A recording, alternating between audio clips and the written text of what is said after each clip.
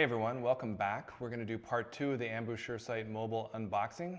We've unloaded all the components, taken a look at them. Now we're going to take a drive around the device itself, look at all the external features, a little bit of knobology, some software components, and put it all together so that when you pick up the device for the first time, you can set it up the way you want and you know your way around it and troubleshoot it if you need to. So let's go ahead and just take a quick look at the device here. It's got the standard screen as we saw here, and then when you look on the side here, this is where the on-off button is. That's probably the most important thing to look at first. And this on-off button has one unique feature. When you press on it just quickly for a second without turning it on, it just gives you a quick status of the battery. So if it flashes green like that, then that green flashing just means that the battery is above 40% and good for use. If you do a quick press and it's orange, that means it's between 20 and 40%, and if it flashes orange, then that means it's less than 20%, and you should probably swap out the battery before you use it on a patient. The on-off button here, other than the quick flash, also just is easy to turn on. You just press it for a couple of seconds, and then it powers itself on, less than 2 to 3 seconds to get itself up and running. Once the device is on, this little light here will flash, and that is the camera light. So it sits in a very nice ergonomic spot right where your finger would be, your index finger would be resting on it if you were holding it. And from there, if you just press once, it'll take a picture. If you hold it down, it will start recording, and then you can just do the same thing in the reverse direction just to turn it on and off. But it's nice, it has a nice tactile feel to it, so you don't have to hunt around for this button. You just finger naturally sits there, and then you'll be able to take videos and still shots during the procedure. A couple of other things about the device. It's got a pretty wide angle, so you can adjust this screen depending on your position in relationship to the patient, all the way to here, all the way down here over 200 degrees.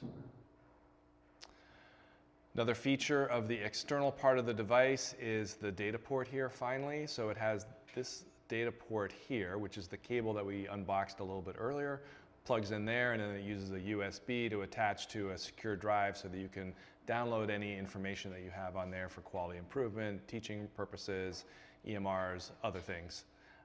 And then the battery, of course, here is where you take it on and off. All right. I think we've covered all of the external features of the device that you need to know about. Let's just take another quick look at the screen here and see what's on the screen. Now, this is a touch screen, so you can just touch the screen and it will take you to different places. So you can see here, it's got how much battery life you have here, and it's saying now it's got about over 2 hours of charge with a new battery. It's got about 44 hours of recording time on here. And then if you look here at the screen, it's got 2 other squares. One of them is the file square, and if you tap on that, it'll give you all of the pictures and recordings that you've taken over the course of whatever amount of time, and then you can just transfer that to your secure drive. Underneath that is the settings button, and it's got a general setting button, and we'll just tap that. And it takes you to a bunch of different options. It's got recording, brightness level, battery quality, and language and time. So you can go in there, set the language and time, make sure that it's stamped correctly whenever you're recording.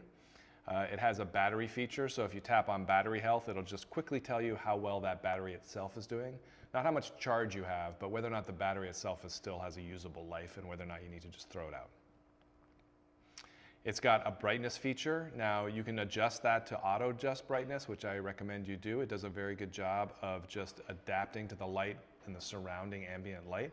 But if you're in some place where there's direct sunlight or there's some bright light and you need a little bit more brightness to or contrast to the screen, you can manually adjust that, and I'll show you that in a second. It's also got a recording feature here. You can adjust those settings, and it has basically just one setting, auto start recording on or off. I like to have that feature on so I can just capture everything and figure out what I want to keep and what I want to throw away.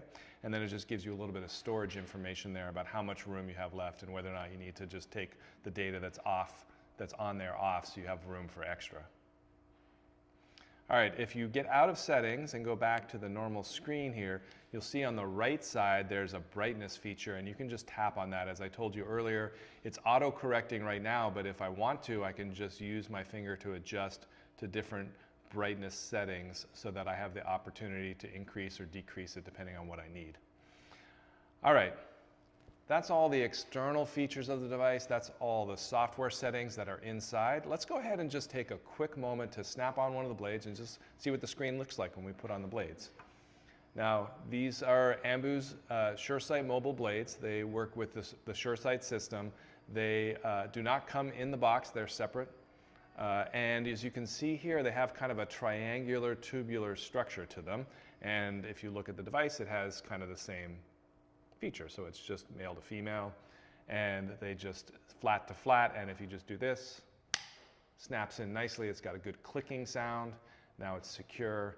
And once you do that, then it turns on the screen and the light, and you have pretty good high quality, crisp image on the screen there, as you can see. And when you want to take it off, you just press the two arrows that are on either side of this. You just go like this, and it comes right off. So snaps off, snaps on, take off, snap on. Really easy. All right. Now, once you've used the device, you just go back to the on-off button, and you have to hold that down just for a couple of seconds for it to turn off. There you go, powered off. And I think we've covered just about everything that you need to know about the basics of this device. So hopefully when you pick this up after watching this video, you'll know your way around it. And then at an upcoming video, we will shoot some real video with this device, with our simulators, practicing with the various blades to give you some information on the new blades, including the channel blade that this device also has. All right, thanks for listening. Please be sure to subscribe and like this channel, and I will see you on the other side of this video.